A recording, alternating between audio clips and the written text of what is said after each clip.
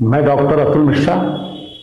आज हम लोग बातचीत करने जा रहे हैं कि आईएएस की तैयारी कैसे किया जाए, क्यों किया जाए और इसके तरीके क्या हो सकते हैं।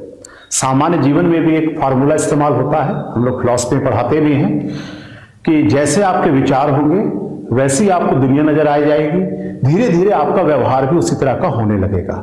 इसलिए किसी भी काम को शुरू करने से पहले अगर ये विचार कर लिया जाए कि वो हम काम क्यों कर रहे हैं, फिर अगला सवाल आ जाता है कि जिस काम को करने जा रहे हैं वो क्या है और फिर उस काम को कैसे करेंगे। इसी क्रम में हम लोग सबसे पहले विचार करेंगे कि आईएएस की तैयारी क्यों किया जाए, क्योंकि एक बार आपको कारण पता चल जाएगा और क्यों कर रहे हैं ये स्पष्ट हो जाएगा तो शायद तैयारी आसान हो जाती है। बहुत सारे विद्यार्थी इसलिए देर से सफल होते हैं क्योंकि तैयारी करते समय उन्हें इस क्यों का उत्तर सही ढंग से नहीं मिल पाता है। चलिए फिर बातचीत करते हैं। आज ये पहला वीडियो है और इस पे हम लोग विस्तार से चर्चा करेंगे। पहला आता है आईएएस की तैयारी क्यों किया जाए।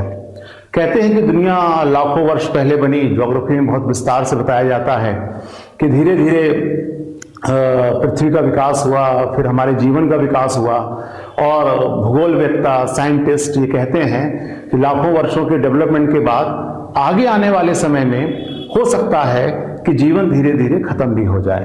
कहने का मतलब ये है कि वैज्ञानिक तरीके से हम लोग विचार करें तो धरती उत्पन्न हुई, पूरा ब्रह्मांड बना और एक समय कुछ टाइम पीरियड के बाद, लाखों वर्षों के बाद एक समय ऐसा आ सकता है कि धरती जो है वह अपने आप समाप्त हो जाए। दूसरी बात आती है धर्मों की। जब जितने भी 8 प्रमुख धर्म पूरी दुनिया में माने जाते हैं, बहुत कम धर्मों में पुनर्जन्म का कॉन्सेप्ट पाया जाता है। ज्यादातर धर्म में जीवन आप एक जन्म लेते हैं और जन्म लेने के बाद फिर आपके कर्मों के अनुसार आपको भगवान या ईश्वर या गॉड अपने अपने अनुसार फल देता है। कुछ धर्म जैसे हिंदू धर्म है उसमें पुनर्जन्म की अवधारणा है, यद्यपि कुछ संप्रदाय ऐसे भी हैं जो पुनर्जन्म को लेकर मतभेद रखते हैं। और कहने का तात्पर्य यह है कि चाहे विज्ञान को माना जाए चाहे धर्म को माना जाए, एक गुंजाइश ये बसती है कि जीवन एक ही मिला है, एक ही जीवन मिला है और आपको इस एक जीवन में जो 100 साल या 70 साल आपको मिले हैं वो तय करेंगे कि आप जीवन कैसे जी रहे हैं और आप उस जीवन में पाना क्या चाहते हैं। तो जीवन एक ही मिला है तो पहला सवाल क्या पैदा होगा, जब जीवन एक ही है तो उसको कैसे जिया जाए, किस तरह हम उसको जीवन जिए कि हम इस जीवन से परिपूर्णता का एहसास कर सके, हमें ये लग जाए कि हमारा जीवन धन्य हो चुका है। तो चलिए बात कर लेते हैं कि पूरी दुनिया में अभी तक जीवन को जीने के अलग अलग तरीके कौन कौन से रहे हैं। लेकिन क्योंकि एक क्लास सीमित है इसलिए मैं संक्षेप में इसको 4 बिंदुओं में रखता हूं। जैसे सबसे लोकप्रिय सिद्धांत है जीवन जीने का कि पहला कि ऐसा कुछ करके जाओ कि दुनिया याद रखे। मतलब कि जीवन में जब आप कुछ ऐसा बेहतर करके जाओ, सकारात्मक करके जाओ। यहां पर आप मेरी बात समझ रहे होंगे कि यहां दुनिया याद रखने का मतलब नहीं है कि कुछ लोगों की हत्याएं कर दो दुनिया याद रखे, या बहुत सारे बड़े बड़े ऐसे अमानवीय काम करने वाले हुए। यहां दुनिया याद रखने का सीधा सा अर्थ है कुछ बेहतर करके जाओ। जैसे बहुत सारे महान लोग हुए, कुछ पैगंबर हुए, या ऐसे लोग कह सकते हैं कि जिन्होंने दुनिया को बेहतर बनाने में योगदान दिया है, उन्हें एक क्राइटेरिया माना जाता है कि जीवन जीने का सही तरीका वो है। तो पहला क्राइटेरिया हमें क्या मिला कि ऐसा कुछ करके जाओ कि दुनिया याद रखे।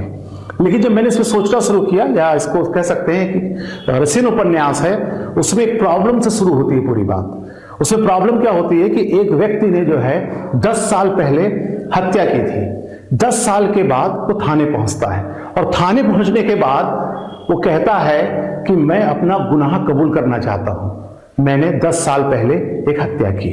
तब थानेदार जवाब देता है तुम्हें पता है तुम क्या करने जा रहे हो, अगर अभी मैंने रिपोर्ट दर्ज कर ली और तुम्हारा बयान ले लिया तो तुम्हें मौत की सजा मिल सकती है, तो तुम क्यों मरना चाहते हो। उसने बड़ा रोचक जवाब दिया, उसने कहा ताकि मेरा जीवन धन्य हो सके। अब देखिए दूसरा क्राइटेरिया मिला। पहला क्राइटेरिया क्या था, कुछ ऐसा करके जाओ कि दुनिया याद रखे, और दूसरा क्राइटेरिया ठीक उसके विपरीत मिल गया, दुनिया जाने ना चाह रहे हैं, आप अपनी नजरों में क्या हो इसे आपको याद रखना चाहिए। अब 2 क्राइटेरिया मिले, लेकिन अब और आगे बढ़ते हैं। मैंने जब बीए पास किया तो बीए पास करने के बाद मैंने कहा चलो यार कोई काम करने से पहले पहले देख लिया जाए कि जीवन जीने के तरीके क्या थे, या जिन्हें हम महान माना जा रहा है उन महान लोगों में ऐसे क्या गुण थे, ऐसे कौन सी कॉमन चीजें थी जिसके आधार पर उनको महान माना गया। तो बहरहाल इसी अध्ययन क्रम में जो 6 महीने मुझे लगाए, मुझे नहीं पता था कि जब मैं बाद में बच्चों को किसी प्रतियोगी परीक्षाओं के लिए पढ़ाऊंगा, आईएएस जैसे बड़े कंपटीशन की तैयारी कराऊंगा, तो मेरी वो 10-15 साल पहले की गई मेहनत यहां काम आ जाएगी। तो चलिए तीसरा क्राइटेरिया आते हैं, ये 2 अधूरे हैं। तीसरा ये है कि जीवन जीते जीते जिस दिन आपको ये महसूस होने लगे कि जो काम मैं करने आया था मैंने कर दिया है, तब मान लेना चाहिए कि जीवन धन्य हो गया है। इसे हम लोग दार्शनिक शब्दावली में कहते हैं पूर्णता का एहसास होना, कंप्लीटनेस। जैसे आगे की किताब है नदी का दीप, उसमें एक मोड़ पर उसकी नायिका कहती है कि आज मेरे में फुलफिलनेस है, आज मेरे में कंप्लीटनेस है, आज मैं मर भी जाऊं तो मुझे मरने का अफसोस नहीं होगा। ये जीवन जीने का तीसरा तरीका है कि जब आप जीवन में कुछ ऐसा पा लेते हो या ऐसा कर लेते हो और आपको ये लगे मैं यही काम करने आया था, तब भी जीवन को धन्य माना जाता है। ये परंपरा भारत में बहुत पुरानी रही है। आप कभी भी जाएं, जैसे अगर आपसे राम लक्ष्मण भरत शत्रुघ्न को जब ये लगा कि जो काम करने आए थे उन्होंने कर दिया, तो उन्होंने स्वेच्छा से अपने शरीर का त्याग कर दिया। कुछ हम इलाहाबाद में यहाँ पर संगम के किनारे भी एक प्रथा यहाँ पे रही है पहले से की। कुछ लोग ऐसे जिन्होंने लगा कि वो जो धर्म का काम करना चाहते थे, जो ज्ञान की बात करना चाहते थे, अब उनको ये लगा कि उनका काम पूरा हो गया है, तो स्वेच्छा से शरीर का त्याग कर रहे थे। अब इस आधार पर देखा जाए तो 3 क्राइटेरिया हमें मिल गए, लेकिन बाद में मैंने अनुभव किया कि अभी भी मेरे प्रश्न का उत्तर नहीं मिल पा रहा था कि कौन से किस तरह से काम किया जाए कि जिसे हम अपने जीवन को बेहतर बना सकें या जिसे हम जीवन में बेहतर मान रहे हों। अगर हम इधर देखें, जीवन एक ही है, कैसे जिया जाए, दुनिया याद रखें पहला क्राइटेरिया, स्वयं की नजरों में क्या है, पूर्णता का एहसास, और फिर अब चौथे पे आ रहे हैं जिसको कि अध्ययन करने के बाद मैं यहां तक पहुंचा हूं कि जीवन की महत्ता, महान लोग। इसका मुझे एक फार्मूला मिला।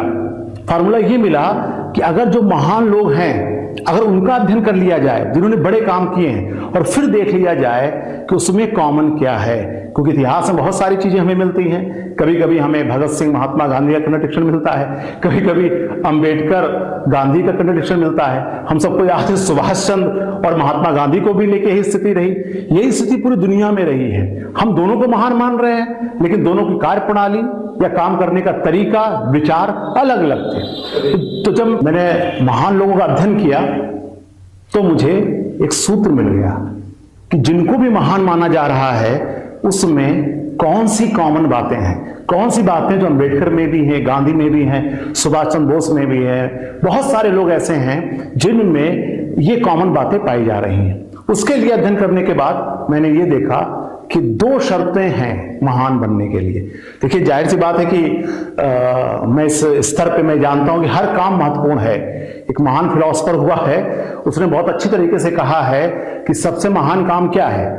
उसका तो उसने जवाब दिया कि जब भी कोई काम आप करें तो इतनी अच्छी तरह से करें कि इससे बड़ा कोई काम दुनिया में नहीं है, वही महान काम है। आप चल रहे हो तो इतनी शानदार तरीके से चलें कि आपको लगे कि इससे महान काम चलना दुनिया में दूसरा नहीं है। लेकिन हम लोग ये पहली क्लास है, और पहली क्लास में हम लोग खुल के ये विचार कर रहे हैं कि चलो आज पढ़ाई शुरू करने से पहले अच्छी तरह से विचार कर लिया जाए, क्या क्या डायमेंशन हो सकते हैं उस पर विचार कर लें, और फिर हम लोग तैयारी शुरू करते हैं। इसलिए आज थोड़ा सा आपको इस विषय पे मैं ले जा रहा हूं, क्योंकि सिविल सर्विसेज की तैयारी, आईएएस और पीसीएस बनना भी एक महान कामों की अवसर देता है कि आप उस स्थिति में पहुंचकर उन लोगों जैसे महान बन सकते हैं जिन्होंने दुनिया में बड़े परिवर्तन किए हैं।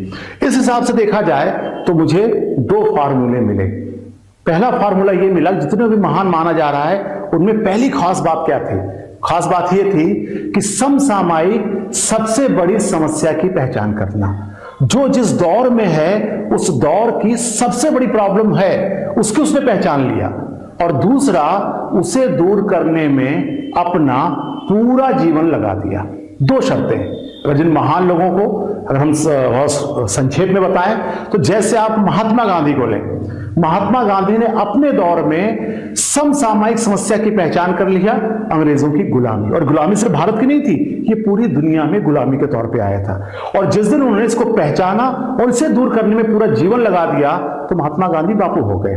हम सबको पता है सुभाष चंद्र बोस के बारे में, हम सबके ज्यादातर नौजवानों के जो आदर्श रहे हैं वो सुभाष चंद्र बोस रहे हैं। सुभाष चंद्र बोस ने आईसीएस का एग्जाम पास किया था, वो सबसे बड़ी चुनौती नहीं थी, लेकिन जिस दिन सुभाष चंद्र बोस ने ये समझ लिया कि इस दौर की जो सबसे बड़ी चुनौती है वो है अंग्रेजों का शासन, और उसे दूर करने के लिए जब उन्होंने जीवन लगाया तो सुभाष चंद्र बोस भारत के लोकप्रिय नेताजी बन गए। इसी आधार पर देखा जाए अंबेडकर जी को, अंबेडकर जिस दौर में थे उस दौर में उनके सामने सबसे बड़ा चैलेंज था कि मानव और मानव की समानता, दोनों की बराबरी होनी चाहिए। इसको सबसे बड़ी चुनौती उन्होंने पहचाना और उसे दूर करने में जीवन लगा दिया, और आज अंबेडकर हमारे सामने महान आदमी के तौर पे प्रस्तुत है। हम भगत सिंह के बारे में भी इस बात को कह सकते हैं कि जो वो दौर जिसमें कोई नौजवान जीवन के सपने देखता है, उसमें उनको पता चल गया कि भाई जीवन का जो सबसे बड़ी जो चैलेंज है, चुनौती है, वो है गुलामी। और जिस स्वाभिमान को उन्होंने जगाया वो बाद में भारत की आजादी तक बना रहा। इस तरह हमारे सामने एक शर्त मिल गई, एक हमें क्लू मिल गया, क्या कि जीवन की महत्ता जो महान लोगों में दो खास बात थी, समसामयिक सबसे बड़ी समस्या की पहचान करना और उसे दूर करने में जीवन लगा देना।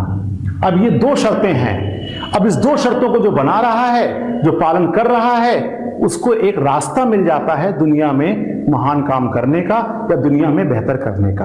अब आज का दौर देखिए, मैं एक शब्द पे बार बार जोर दे रहा था, समसामयिक। समसामयिक सबसे बड़ी समस्या, हर दौर की समस्याएं अलग अलग हो सकती हैं। उसी तरह जिस समय हम गुलाम थे उस समय की सबसे बड़ी समस्या अंग्रेजों की गुलामी थी, लेकिन वर्तमान दौर में सबसे बड़ी समस्या क्या है, किसे हम सबसे बड़ी समस्या मानेंगे? समस्याएं बहुत सारी हो सकती हैं, आतंकवाद की हो सकती है, भ्रष्टाचार की हो सकती है, ठीक, धार्मिक झगड़ों की हो सकती है, क्षेत्रवाद हो सकती है, लेकिन जिससे हम सब सहमत हो सकते हैं भारत ही नहीं पूरी दुनिया में। और भारत जैसे देश जहां पर करोड़ों लोग गरीबी रेखा के नीचे हैं, उस देश की मुझे लगता है कि सबसे बड़ी समस्या की जो पहचान होती है वो गरीबी। गरीबी का यहां का मतलब है कोई भूख से ना मरे। इसका अर्थ क्या हुआ?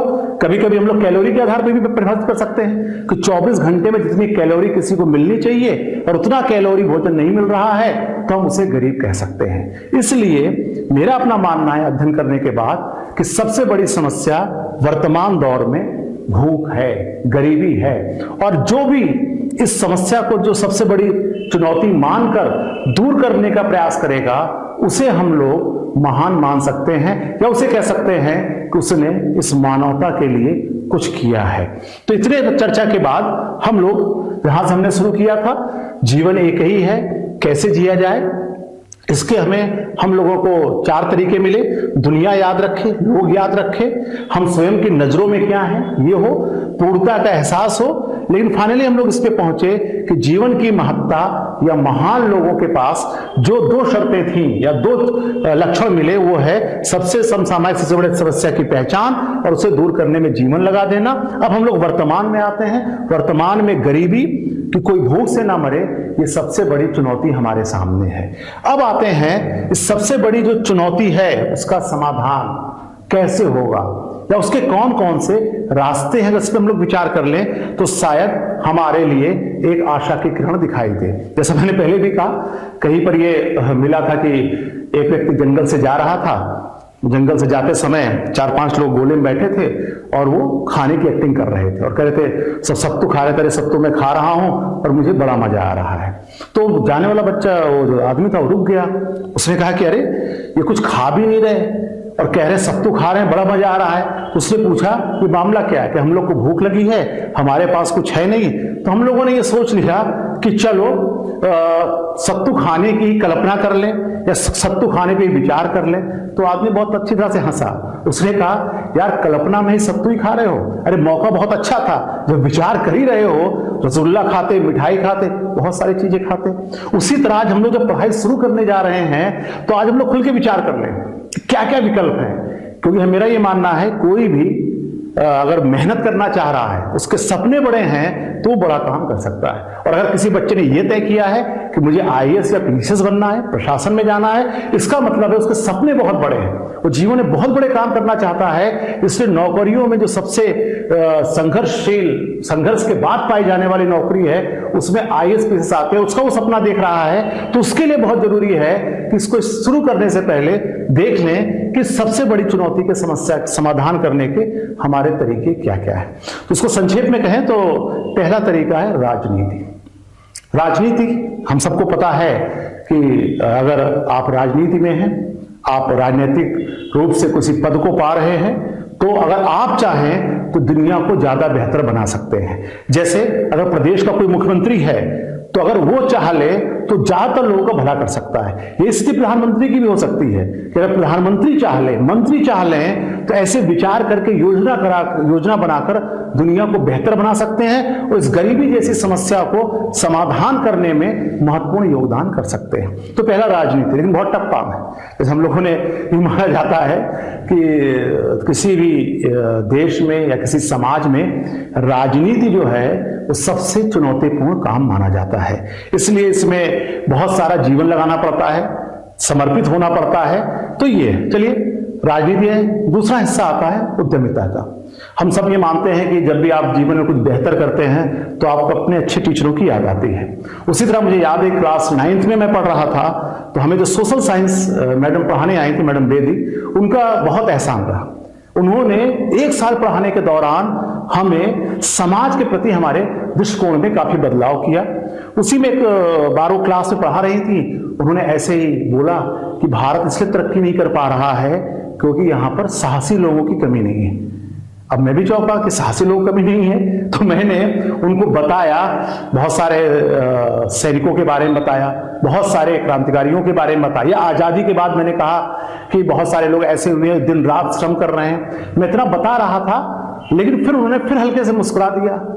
तो मैंने कहा मैडम क्या जान देने से बड़ा भी कोई साहस होता है? तो उन्होंने एक लाइन बोली कि बेटा उद्यमिता का साहस। तो मैं समझ नहीं पाया उद्यमिता का मतलब। उन्होंने कहा अपने दम पर, अपने धैर्य पर, साहस पर कुछ लोगों को रोजगार देना, रोजगार का सृजन करना। और मतलब भारत सोने की चिड़िया तभी कहा जा रहा था, तब था जब उसका व्यापार और उद्यमिता पे कंट्रोल था। और उन्हें उसमें भारत का, मुझे लगता है आज से 15-20 साल पहले या 25 साल पहले जब उन्होंने मैप निकाला और मैप दिखाया कि कौन कौन से प्रदेश जहां उद्यमिता है उनकी क्या स्थिति है, फिर दुनिया के बारे में उन्होंने ये दिखाया।